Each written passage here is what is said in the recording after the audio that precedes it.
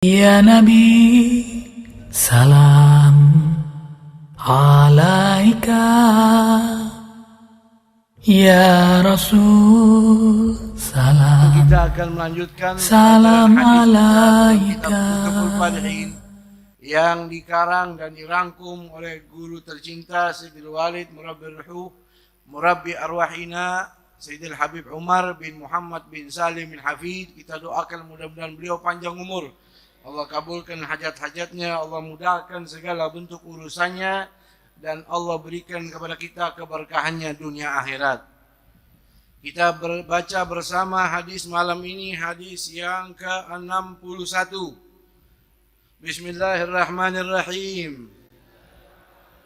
An Abi Hurairah radhiyallahu ta'ala anhu qala Rasulullah sallallahu alaihi wa alihi wa sallama la yafraku mu'minun mu'minatan in kariha minha khuluqan radiya minha akhar aw qala ghairahu rawahu Muslim.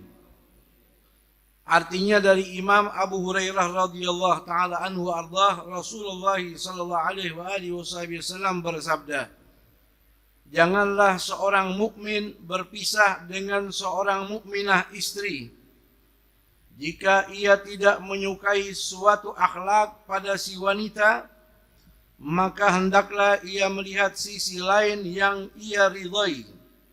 Atau beliau bersabda lainnya. Hadis riwayat Imam Muslim. Hadirin wal hadirat yang dirahmati oleh Allah, hadis dari Imam Abu Hurairah. Semoga Allah meridhoinya dan kita mendapatkan barokahnya, amin. Beliau berkata, Rasulullah sallallahu alaihi wasallam telah bersabda, la yafraku. Artinya jangan sekali-kali membenci, bukan berpisah. Kalau yafrak pakai qaf berpisah, tapi lihat hadis di sini pakai kaf. La yafraku, jangan sekali-kali membenci mukminun, seorang laki mukmin, yaitu suami, mukminatan kepada istrinya.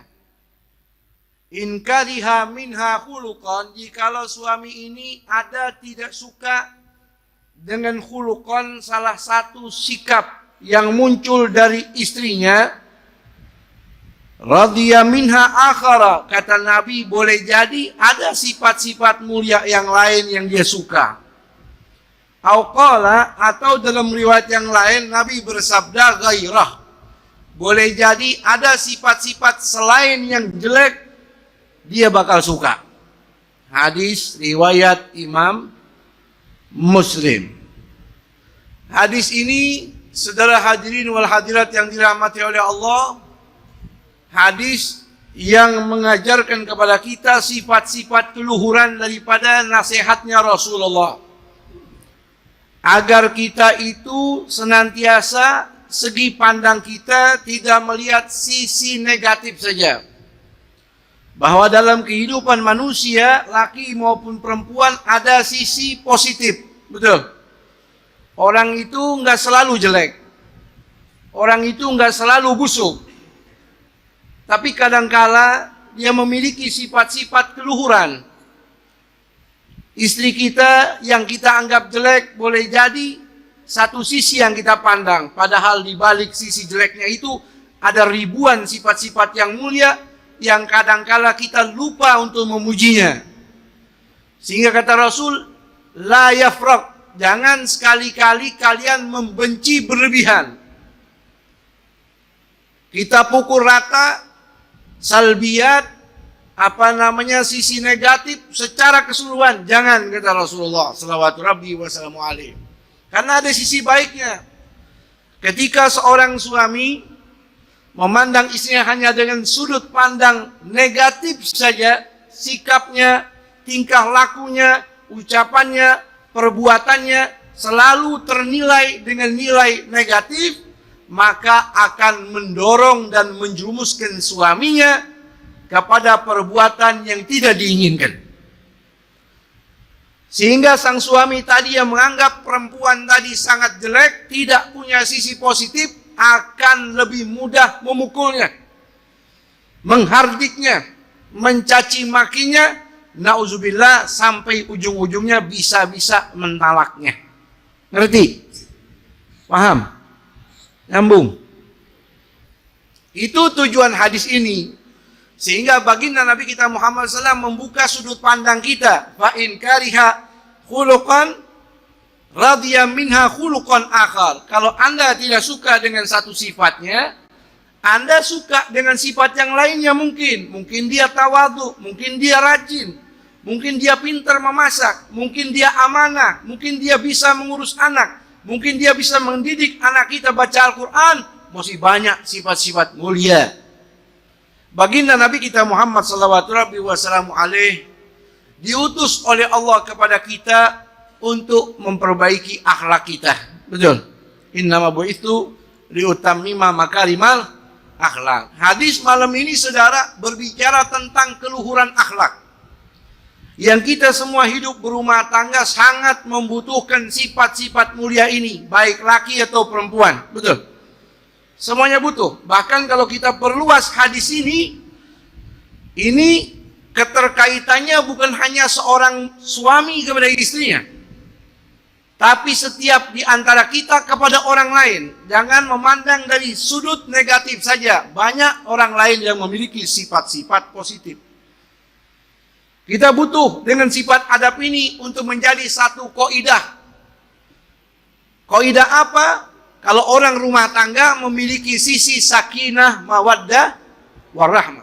Kalau kepada orang lain yang kita cintai, muncul keharmonisan. Kalau kepada partner kita, kita bisa melanjutkan bisnis kita. Walaupun satu kali gagal, tapi kita tahu dia amanat, ada sisi positifnya, kita bisa berlanjut. Kenapa? Karena kita diajarkan oleh baginda Rasul untuk menghargai orang lain, baik istri kita atau orang lain. Hadirin wal hadirat yang dirahmati oleh Allah, tidak ada manusia di muka bumi ini yang sempurna kecuali Sayyiduna Muhammad. Nggak ada orang yang sempurna, cuma Rasulullah. Betul? Yang nggak ada kurangnya ya cuma Nabi. Dari segi tingkah laku, sifat perbuatannya, tutur katanya, kesehariannya, nggak ada yang sempurna kecuali Nabi Muhammad SAW. Orang satu-satunya yang paling sempurna. Nggak ada orang kayak Rasulullah. Munazzahun an syarikin fi mahasinihi fajauharul husni fihi ghairu munqasimi. Nggak bisa dibagi-bagi. Hanya tunggal satu yang paling sempurna, mutlak, Sayyiduna Muhammad SAW. Fawal insanul kamil fi awsafi mahasinihi wa nadharihi wa sam'ihi wa nutqihi fala tajidu makhluqan fil wujudi ala mithalih. Ucapannya, perbuatannya, nggak akan ketemu kita cari makhluk di muka bumi ini yang lebih sempurna dari Sayyidina Muhammad SAW. Orang paling sempurna Rasulullah. Selebihnya lemah. Wa khuliqal insanu dha'ifa. Kita lemah, banyak kurangnya. Maaf saudara, ibu bapak, ayyuhal ahbab. Nabi Allah Adam alaihissalam sempurna, tempatnya di sorga. Tempatnya di sorga. Ada buah-buahan, ada segala bentuk kenikmatan. Di situ Nabi Allah Adam merasa sepi. Sepi, kok hidup sendirian ya di sorga kayak kita. Orang yang belum kawin pengen kawin. Betul? Yang udah kawin aja pengen kawin lagi. Sepi, bingung bagaimana, tidur melek-melek. Di sampingnya ada Sayyidah Hawa. Sayyidatna Hawa melek-melek, ada istri.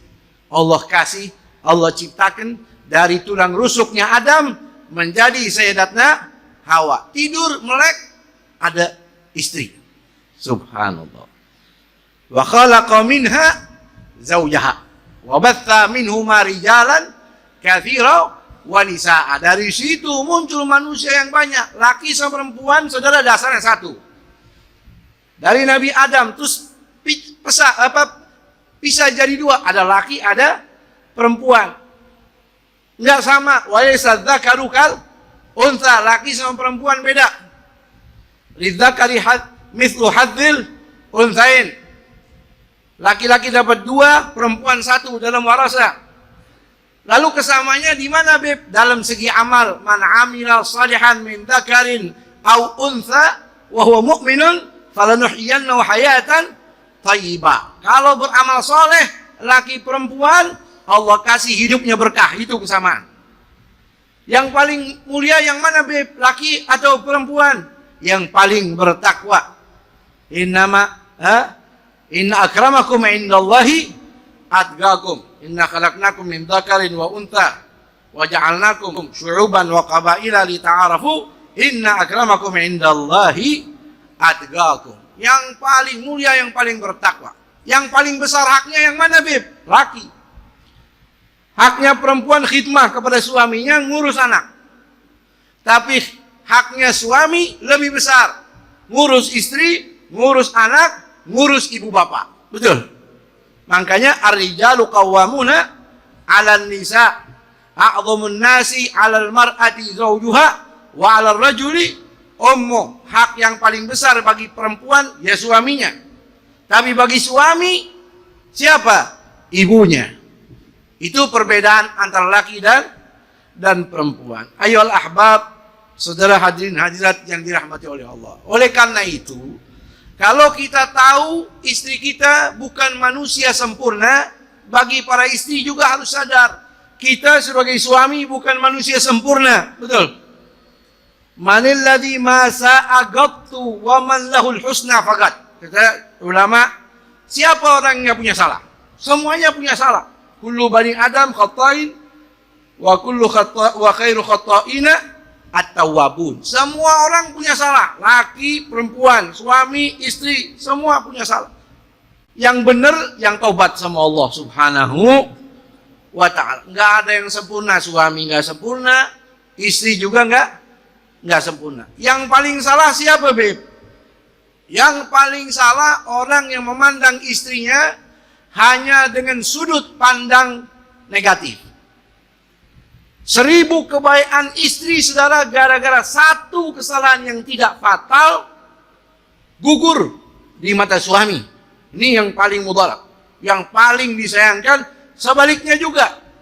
1000 kebaikan suami yang diberikan, dikorbankan dengan jiwa raganya kepada istri, karena satu kesalahan yang tidak fatal, tidak khianat, tidak selingkuh, tidak serong, gugur dari segi pandang istri. Terjadi nggak begitu? Terjadi nggak? Atau sebaliknya tadi, istri baik, betul, 1000 kebaikannya, gara-gara satu nggak bikinin kopi, cerai. Gara-gara satu, ini baiknya luar biasa, udah kayak bidadari sorga, bikinin kopi nggak pakai gula, salah pakai garam.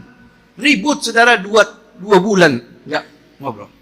Di Jepang tuh ada suami istri hidup 20 tahun nggak saling tegur. 20 tahun. Enak nggak? Melek mata cemberut, mau tidur cemberut, tengah malam cemberut. 20 tahun nggak ngobrol. Nah itu, la yafraq mu'minun mu'minatan. Jangan terlalu berlebihan di dalam kebencian suami kepada istrinya. In kariha minha khuluqan radhiya minha akhar. Ada sifat-sifat yang baik. Saudara, dalam Al-Quran Allah sebut wa'ashiruhunna bil ma'ruf. Bergaulilah istri-istri kalian dengan cara yang patut, dengan cara yang baik. Kata ulama ahli tafsir, maksud daripada ayat itu diantaranya suami itu biar sabar ngadepin bini. Ada, saudara, orang gagah karena nggak sanggup ngadepin bininya langsung peot, saudara. Padahal Allah suruh kita sabar ngadepin istri. Wa ainur ridha an kulli aibin kalilatin wa ainus sukhti tubdil masawiya. Kata Imam Syafi'i, pandangan positif, pandangan cinta bisa menutupi cacat. Pandangan kebencian bisa membuka segala aib. Kekurangan muncul. Orang kalau udah mandangnya segi pandangnya cinta, jelek aja dibilang cakep. Makanan gak enak aja dibilang enak. Betul? Tapi sebaliknya, kalau udah gak demen, bener aja salah. Nyapu, salah ente. Ngepel, salah ente. Pergi ke pasar, salah ente. Wah, salah aja. Coba lihat ujung hadis ini. In kariya minha khuluqan, radiya minha khuluqan akhar. Kalau dia nggak suka dengan sesuatu sikap, ada sifat-sifat positif, ijabiyah. Baik, bagus, yang bisa diambil, yang bisa dinilai. Makanya jangan terlalu gegabah. Kadang-kala saudara kebaikannya lebih dominan. Jangan gara-gara satu kesalahan menyebabkan Anda hancur di dalam rumah tangga. Kebaikannya lebih dominan ini. Bagaimana jikalau mudarat atau negatifnya lebih dominan? Sampai suami mengatakan, ini istri tidak punya sisi kebaikan sekalipun selama saya berumah tangga. Ini kata ulama, lihat, in kunta ahlan lil afwi fa'fu anhu. Wa in afa wa aslaha fa ajruhu 'ala Allah. Kalau suami bilang yang menjalankan realita kehidupan mereka berdua ini, suami berkata, saya tidak pernah melihat sisi positif selama kamu menjadi istri saya. Kata ulama, tergantung suami. Jikalau dia orang yang hebat bisa memaafkan ridho dengan keadaan itu, dia masuk dalam ayat Al-Quran, in afa wa aslaha fa'ajruhu 'ala Allah. Kalau dia maafin, dia damai, pahalanya di sisi Allah sangat besar buat suami yang begitu. Amin. Tapi kalau nggak sanggup, ulama mengatakan fakhudh min haqqika, silakan ambil sikap, tapi ingat maslahah. Ingat kemaslahatannya. Kita banyak bercermin kepada baginda Nabi kita Muhammad SAW. Lihat dalam Sahihul Bukhari, kana Rasulullah SAW idza dakhala baitihi bassaman dhahakan. Nabi itu pulang dari mana-mana capek, pusing, lelah, tubuhnya kotor dengan darah, dengan debu, dengan batu. Orang-orang tipuki beliau ujian yang begitu besar. Setiap masuk rumahnya pasti Rasul senyum, ketawa. Sampai Rasul pernah bersabda, akrimun nisa fama akramahunna illa karim wa ma ahanahunna illa laim. Hormatin perempuan. Ibu kita juga perempuan. Kalau kita punya anak perempuan, nanti bakal dimuliain sama orang. Tidaklah orang memuliakan perempuan, melainkan dia orang terhormat.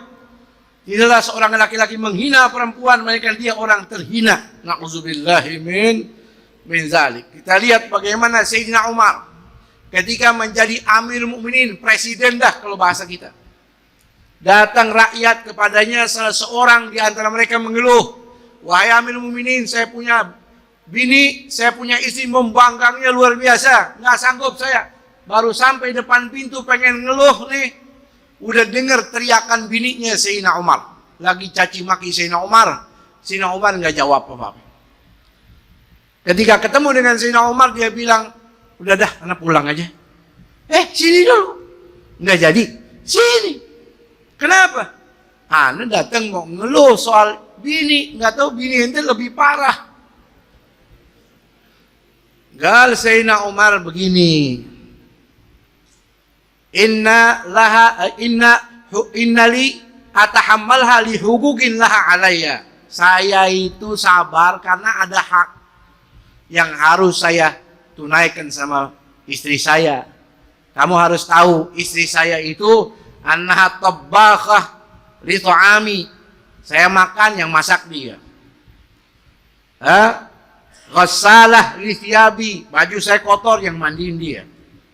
Radda'ah li waladi, anak saya yang susuin dia. Yaskun biha minal haram, dengan dia saya enggak zina. Jadi banyak haknya, karena itu saya nanggung derita. Kalau saya bagaimana wahai Amir Mukminin? Istri saya juga sama begitu. Dia yang nyuci, dia yang masak, dia yang ngurusin rumah tangga, yang nyusui anaknya, anak saya, semua istri saya. Gala fatahammalha fa innaha muddatun yasirah. Ya udah, ente sabarin aja dah. Hidup di dunia sebentar, singkat, bentar lagi juga selesai. Sabarin aja. Ketika sabar, Allah angkat derajatnya. Tapi ingat, ketika seorang istri meninggal dunia, suaminya tidak ridha kepadanya, hanya satu tempatnya, nerakanya Allah. Ketika seorang istri yang ibadahnya pas-pasan meninggal dunia, wa zawjuha anha radin dakhalal jannah. Meninggal dunia, ibadahnya pas-pasan, tapi suaminya ridha, hanya satu tempatnya, mana? Surganya Allah Subhanahu wa ta'ala. Saudara, kalau kita perluas sedikit hadis ini, tidak hanya untuk istri kita, kita pun kepada orang lain begitu.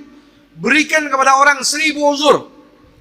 Dalam Sahihul Bukhari, ketika Rasul jadi imam salat berjamaah, pas mau ruku, ada sahabat ja'a mutaakhiran, datang telat, lari-lari, mau ikut nguber rukuknya Nabi, kentut,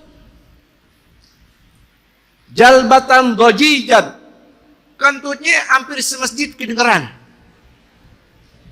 Gini nih, nah, dengeran nggak semua? Gitu. Wah, ini heboh, imamnya Rasulullah, satu masjid kedengeran suara kentut.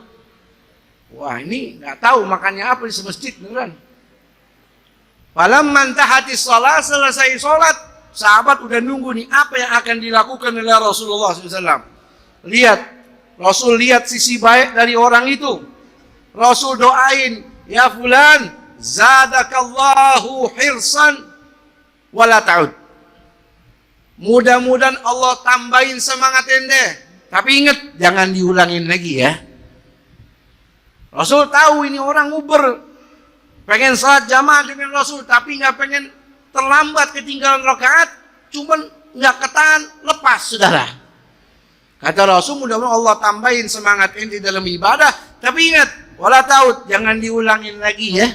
Tuh baginda Nabi kita Muhammad Sallallahu alaihi wasallam. Kita lihat bagaimana kisah itu Hatib bin Abi Balta'ah, yang dianggap oleh sahabat seorang pengkhianat. Dia sahabat, dia bocorin berita kalau Nabi dan sahabat bakal masuk ke kota Mekah untuk Fathu Makkah. Dibocorin kepada orang-orang kafir di Mekah. Sayyidina Umar dengar, langsung minta izin kepada Rasul untuk memenggal kepalanya. Ya Rasulullah, izinli an adriba unugah. Izinin saya Rasul, saya penggal saja ini kepala Hatib bin Abi Balta'ah. Kata Nabi, da'hu ya Umar, jangan. Innahu muhajir, hajar wa tarakal ahbab fi sabilillah, jangan dibunuh. Dia ini muhajir, hijrah dari Mekah ke Madinah, ninggalin saudara, kesayangannya, kekasihnya, keluarganya di jalan Allah. Wa annahu syahida badran, dia juga ikut perang Badar. Ente bilang pengkhianat, entar dulu.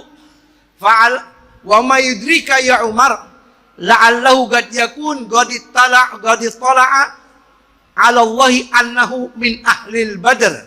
Jangan dibunuh, karena dia bisa jadi dalam pandangan Allah tercatat betul-betul orang yang hadir perang Badar, karena Allah Ta'ala berkata, if'alu ma syi'tum faqad ghafartu lakum.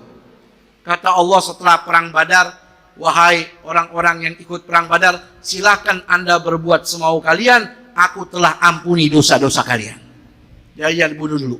Bisa jadi ini orang punya nilai di hadapan Allah. Yang terakhir saudara, lebih luas pandangan kita lihat bagaimana Sayyidina Isa alaihissalam indama marra bijifatin Nabi Allah Isa, pas lewat ada bangkai anjing.